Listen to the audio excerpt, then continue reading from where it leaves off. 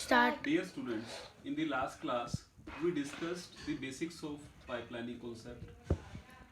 And in the pipelining, further we are having the characteristics of pipelining and the pipelining hazards.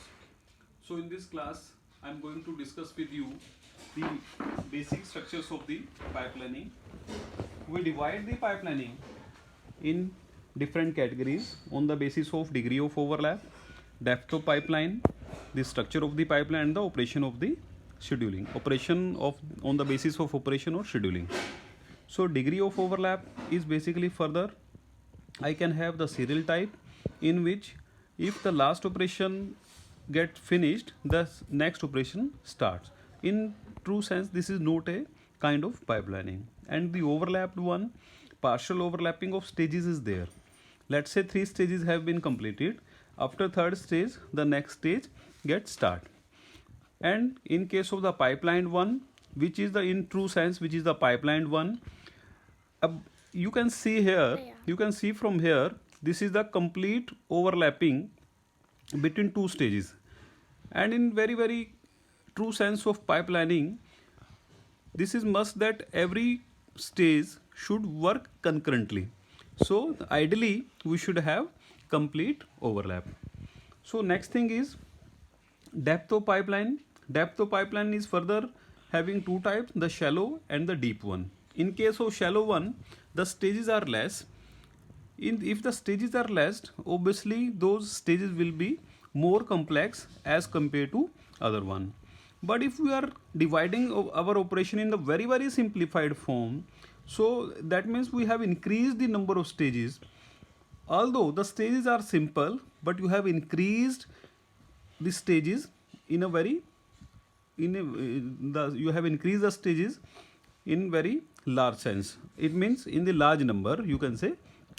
And these, if you are increasing this number of stages in very large sense, it means you are although you are simplifying the procedure, but one thing that comes is conflict between the utilization of resources in case of our deep one.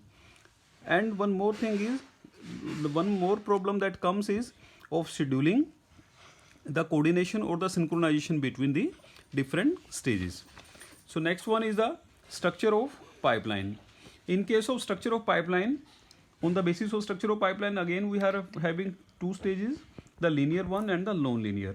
In case of linear, there is no any kind of feedback connection between these stages. And on the non-linear, you can have the feedback connection from A. Let's say the stage is from A to B, B to C.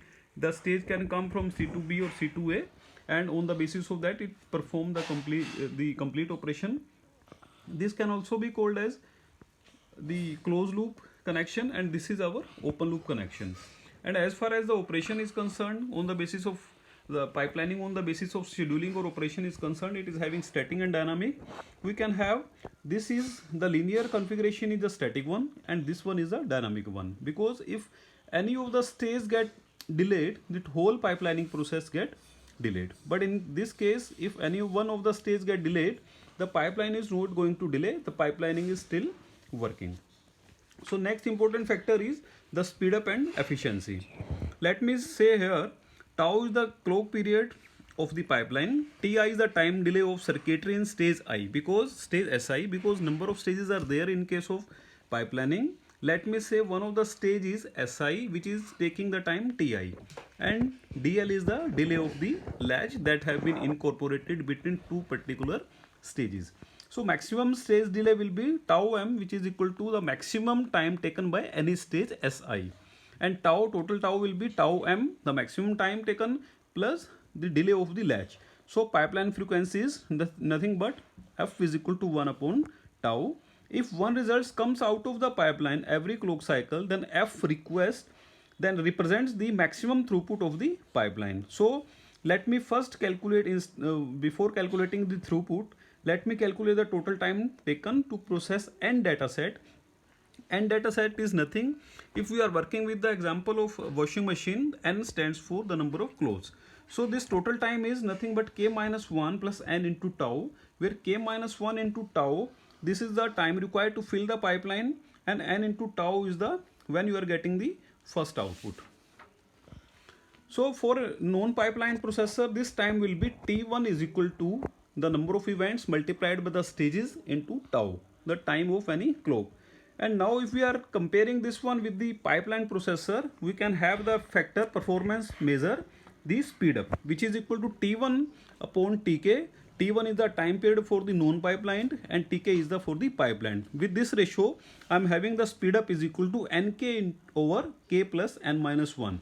If the number of events are very large, number of instructions are very large, number of stages are very large, in that case I can have K plus N minus 1 is approximately equal to N. By that way, speed up is equal to Nk upon N, and which is approximately equal to the K, where K is roughly, I can say, this is the number of stages in which you have divided your operation. Next factor is pipelining efficiency. It is measure of how much close the performance of a pipeline processor is equal to its ideal value. We have seen in the previous slide, previous paper, that the ideal one is the K and the actual one is the Sk. So Sk upon K is Nk. Sk we are already calculated, Nk upon K plus N minus 1 over K. And if I go further for simplification, N upon K plus N minus 1 is there, because denominator is having somewhat large value as compared to N. So I can say the efficiency is not always equal to 1. It is normally it is less than 1. So from here I can calculate the pipeline throughput, which is nothing but the number of operation completed per unit time, and further given by N upon Tk, where Tn stands for total number of operations over total time taken. So the value of, we have calculated the value of Tk already, that was, this value was K minus 1 plus N into tau. So this is the value of throughput. So from here we have calculated, we have found the different parameter of the pipelining. In the next class I am going to start with the pipeline hazards. Thank you.